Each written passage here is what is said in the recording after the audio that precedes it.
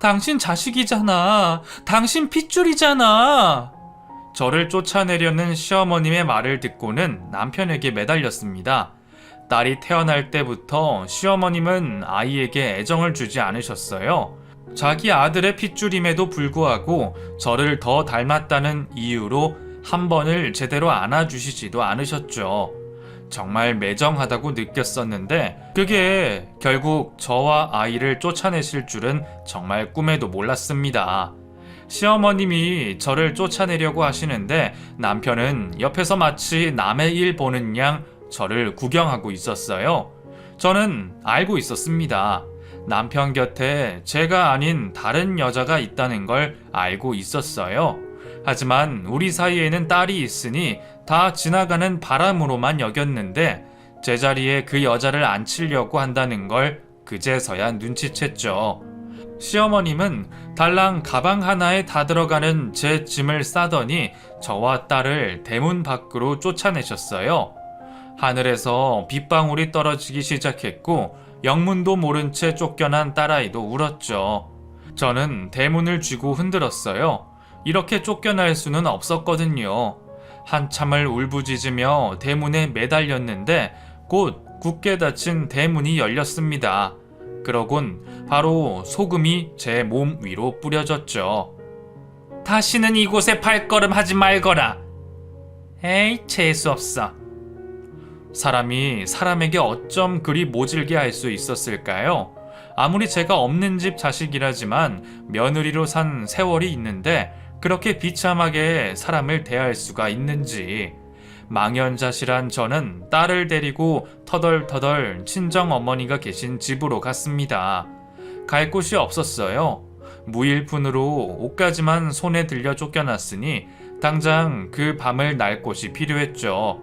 발걸음이 안 떨어지는 곳을 억지로 떼 집 안으로 들어갔고 몰골이 형편없어진 엄마는 저와 딸아이를 보고 깜짝 놀라셔서 울음을 터뜨리셨어요. 나쁜 사람들, 어떻게 그 집 핏줄까지 이렇게 가차없이 쫓아낼 수가 있어 그래. 천벌받을 인간들, 이 짐승만도 못한 인간들. 그날 저와 엄마 그리고 딸은 서로를 부둥켜 안고 한참이나 울었습니다. 억울해서 눈물이 그치지 않았고 마치 집안에 누가 죽은 것처럼 밤새도록 그렇게 울었어요. 억울한 것은 억울한 것이고 그렇다고 마냥 넋놓고 있을 수만은 없었어요. 당장 우리 세 식구 먹고 살 거리를 마련해야 했으니까요. 거동이 불편한 엄마께 딸을 맡기고 그날부터 저는 돈을 벌러 다녔습니다. 제대로 된 직장을 얻고 싶었지만 저에게 일자리를 주는 곳이 없었어요. 그래서 일당직이라도 마다 않고 일을 했죠. 공사 현장, 파출부, 식당 일 등등 가리지 않고 일을 했고 체력이 떨어져 일을 제대로 못한다고 잘리는 경우도 많았어요. 그런 푸대접을 받을 때마다 속이 많이 상했지만 속상해하고만 있을 겨를이 없었죠. 얼른 돈 벌어서 엄마 병원에도 모시고 가고 딸아이 예쁜 옷도 사주고 그러고 싶었어요. 그런 마음과 달리 몸이 따라주지 않아 괴로울 뿐이었죠.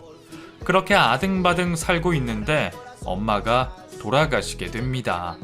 제가 결혼하고 제대로 돌봄을 받지 못하셨던 엄마도 기력이 많이 쇠해진 상태셨는데 찬바람이 불면서 폐렴이 왔고 그 바람에 엄마는 돌아가시게 됐었어요. 찾아오는 사람도 없는 빈소에 딸과 멍하게 앉아 엄마를 보내드렸습니다.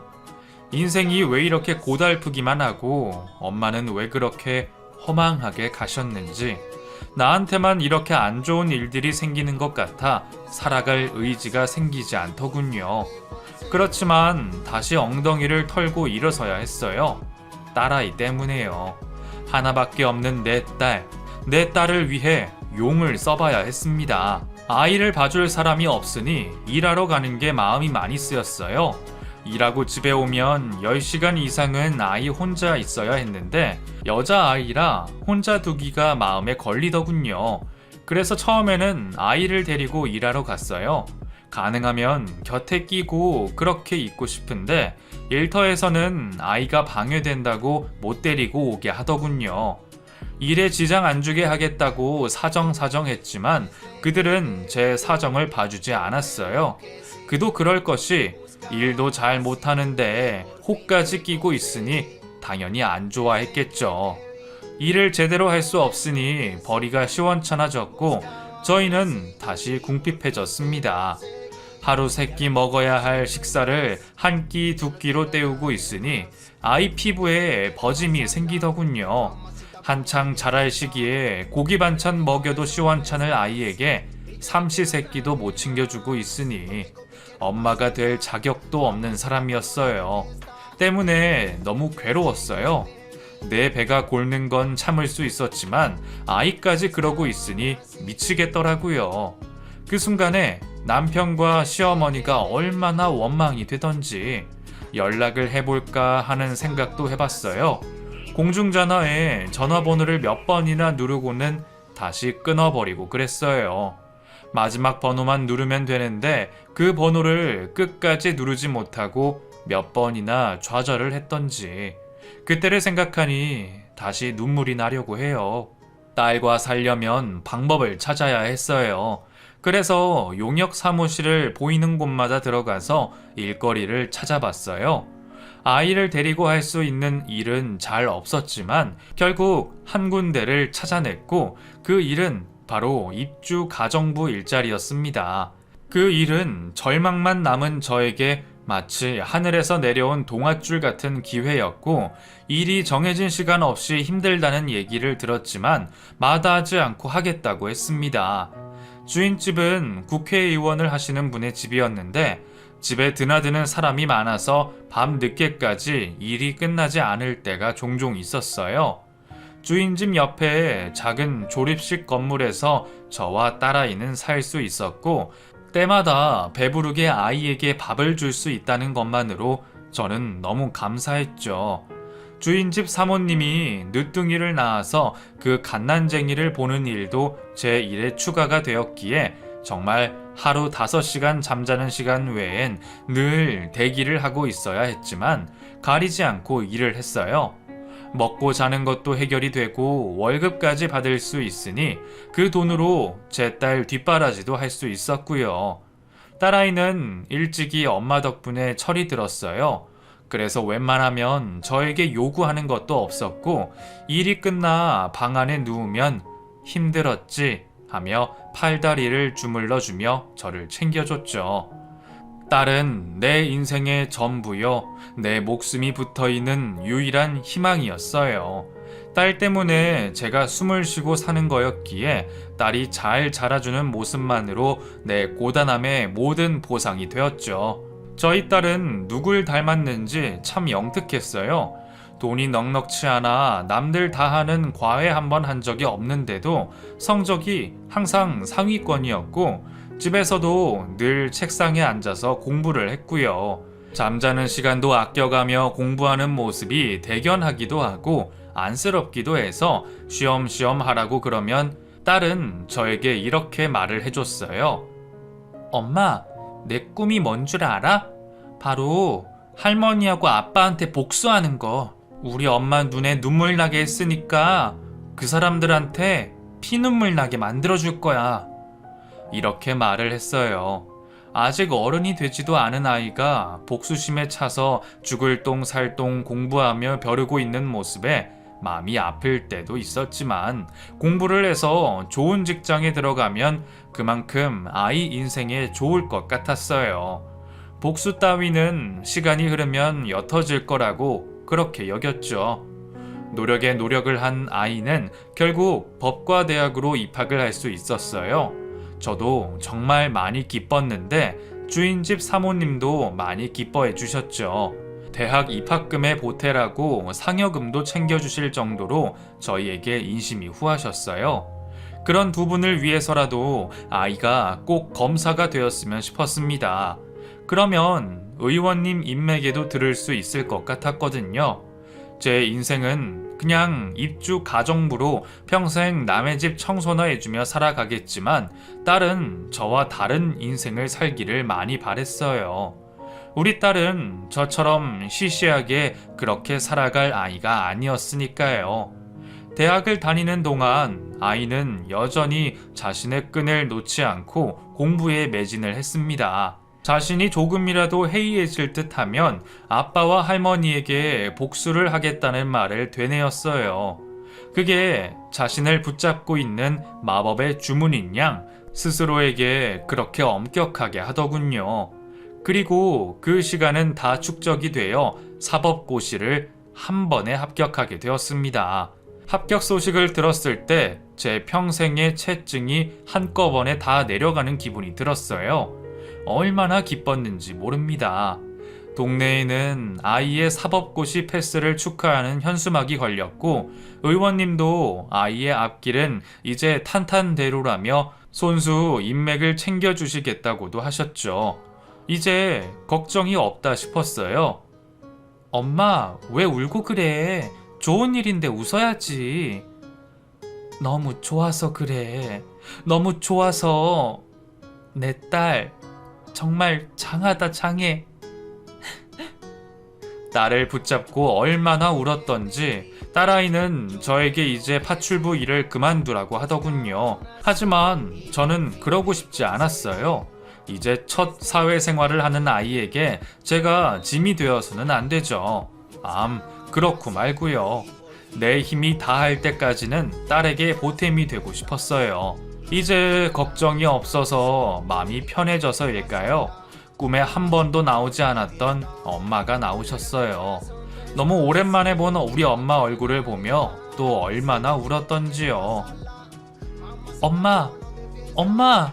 부르며 마치 못 울어서 억울한 듯이 그렇게 울었어요.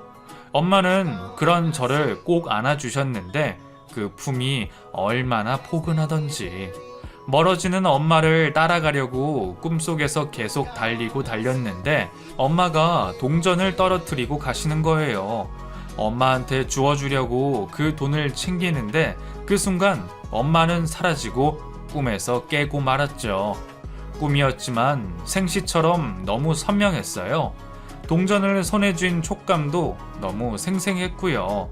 꿈에서나마 저에게 용돈을 주고 싶어서 그러시나 보다 여기며 그날은 기분 좋게 하루를 시작했던 기억이 나요.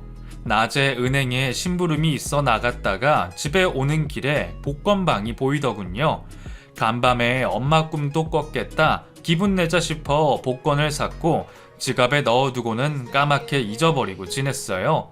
그렇게 보름 정도 지난 뒤 지갑을 열었다가 복권이 눈에 띄었고 재미삼아 딸에게 확인해보라고 했습니다. 정말 아무 기대도 없었어요. 재미삼아 샀던 거였기에 재미삼아 확인해보라고 한 건데 엄마 1등이야. 뭐? 1등? 이게 웬일이야 엄마. 엄마가 꿈에서 쥐어준 그 동전이 복권 1등이 되어 제 손에 쥐어졌어요. 정말 기대도 않았던 내 인생의 역전이 이루어지는 순간이었죠.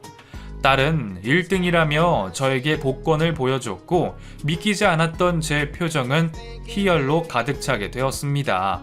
그 뒤 딸과 함께 은행을 방문했고 통장에 30억이라는 돈이 찍히고 나서야 실감이 났습니다. 정말 인생 한방이라는 말이 있구나 싶더군요. 그렇게 저는 엄마가 준 복권 1등이라는 돈 덕분에 가정부 인생의 종지부를 찍을 수 있었어요. 그리고 그 돈으로 5층짜리 건물을 하나 사고 딸과 함께 살 아파트도 한 채 샀습니다. 너무 행복했어요.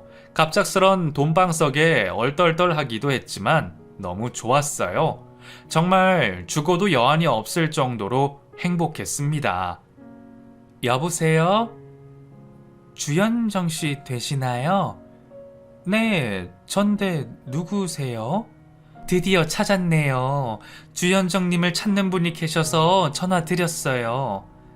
낯선 목소리의 여자는 누가 저를 찾고 있다고 했습니다. 아무리 생각해봐도 저를 찾을 사람이 없었기에 의아했지만 만나서 얘기를 하겠다는 말에 커피숍으로 나갔죠. 낯선 사람이라 경계심이 들었지만 내 이름을 알고 있었기에 나를 찾는 이유가 더 궁금했어요. 약속 시간에 맞춰 나갔고 그 사람이 먼저 와서 기다리고 있었습니다. 인사를 나누고 용건을 확인하는데 정말 믿을 수가 없는 말을 하더군요. 김동민 씨 아시죠? 잊을래야 잊을 수 없는 이름이 그 여자 입에서 흘러나왔어요. 바로 전 남편의 이름이었거든요. 그 여자의 말의 요점은 시어머님이 저를 찾고 있다는 거였어요. 시어머님은 지금 요양병원에 입원해 있는 상태였고 정신이 치매 증상이 있어 정신이 오락가락 한다고 하더군요.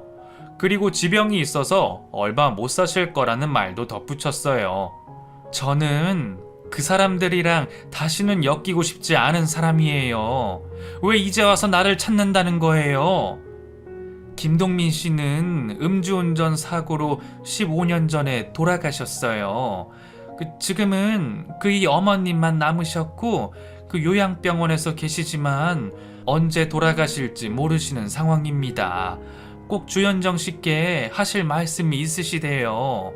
죽기 전에 저에게 할 말이 뭐가 있다고 사람을 찾는 건지 시어머님과 남편의 이름을 듣는 것만으로도 저는 온몸이 부들부들 떨렸어요. 내 죽을 때까지 다시는 볼 일 없다고 생각했는데 다시 만난다는 생각을 하니 체증이 다시 생기는 것 같더군요. 저는 얼굴 볼 일 없다며 연락하지 말라고 했어요. 이제 겨우 평화롭게 살고 있는데 다시 내 인생을 쥐고 흔들게 둘 수 없었어요. 다시는 연락하지 말라고 단호하게 말하고는 돌아섰습니다. 하지만 그 여자는 곧 돌아가실지도 모른다고 생각을 돌려보라고 하더군요. 그 말을 모른 채 하고 집으로 와버렸어요.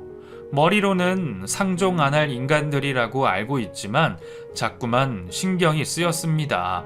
이미 다 늙어 병원 신세를 지고 있는 사람이 이제와 나에게 무슨 해코지를 하겠나 싶기도 하고 곧 죽을지도 모른다고 하니 마음이 약해졌어요.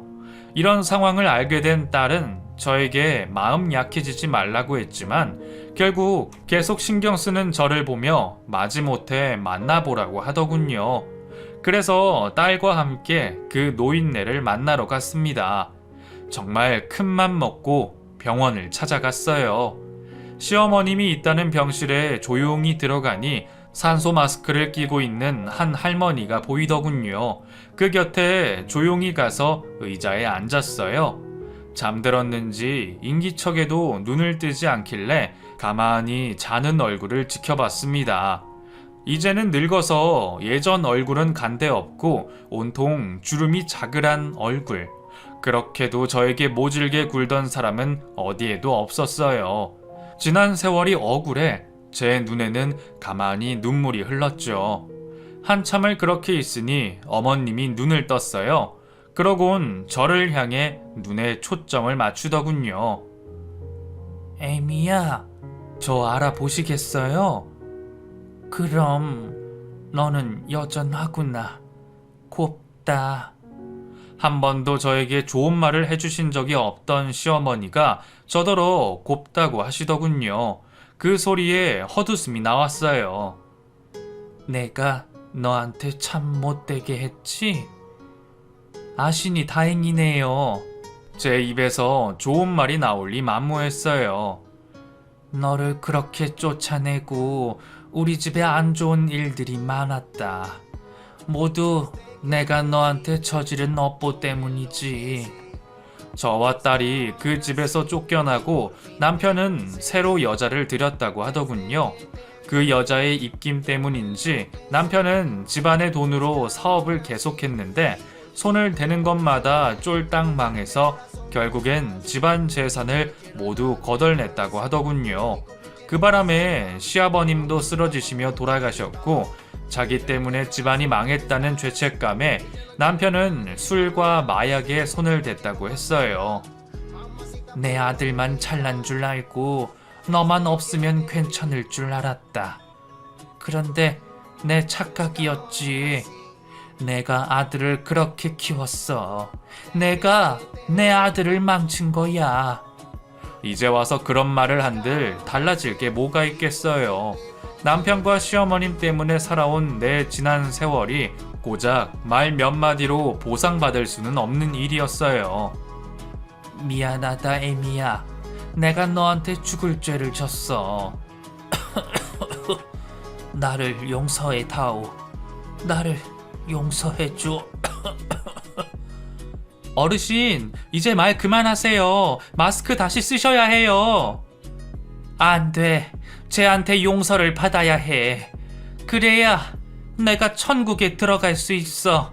죽기 싫어. 안 돼. 시어머님은 얘기를 하다가 기침을 심하게 하셨어요. 간병인이 급하게 시어머님을 챙기더군요. 마스크를 씌우려는 간병인의 손을 뿌리치며 난동을 부리더군요. 여전히 이기적인 시어머님의 모습을 보면서 변하지 않은 모습에 경멸감이 느껴졌습니다. 더 이상 대화를 나눌 수 있는 상황이 아니라 저는 조용히 병실을 나섰어요. 괜히 왔다는 생각이 들었어요. 그래도 미안하다는 사과를 하셨지만 그 말조차도 자기 마음 편하려고 하는 것 같아서 마음이 쉽게 풀리지 않았죠. 병원을 나서서 차에 타 오열을 했습니다. 지나간 일들이 사무쳐 눈물이 계속 흘렀어요. 하지만 그들을 용서할 마음은 생기지 않더군요. 이미 죽은 사람에게 사과를 받을 수도 없는 노릇이었고 병원에 누워 오늘 내일 하는 노모에게 그 값을 요구할 수도 없었어요. 그날 이후 시어머니가 저를 찾는 연락이 몇 번 더 왔지만 저는 가지 않았어요. 한번 찾아갔으면 내 할 일은 다 했다는 생각이에요. 그리고 다시 상처받기도 싫었어요. 그동안 그 사람들에게 받을 만큼 받았으니까요. 몇 달 뒤 시어머님이 돌아가셨다는 연락을 받았습니다. 씁쓸하더군요. 나와 딸을 고통스럽게 했던 사람들은 모두 죽음으로 끝이 났어요. 어딘가에서 여전히 잘 먹고 잘 살 거라 생각했었는데 그게 아니었기에 그나마 마음이 편해졌던 것 같아요. 지금은 결혼한 딸의 아이를 봐주며 앞만 보고 살고 있어요. 영화에서나 나올 우여곡절이 많은 인생이었지만 과거만 잡고 사는 삶은 너무나 괴롭기에 앞날만 보며 살아가려고요. 지금처럼만, 딱 지금처럼만 살아갈 수 있기를 바라고 또 바라고 있어요. 정신없이 글을 썼는데 잘 들어주셔서 감사합니다.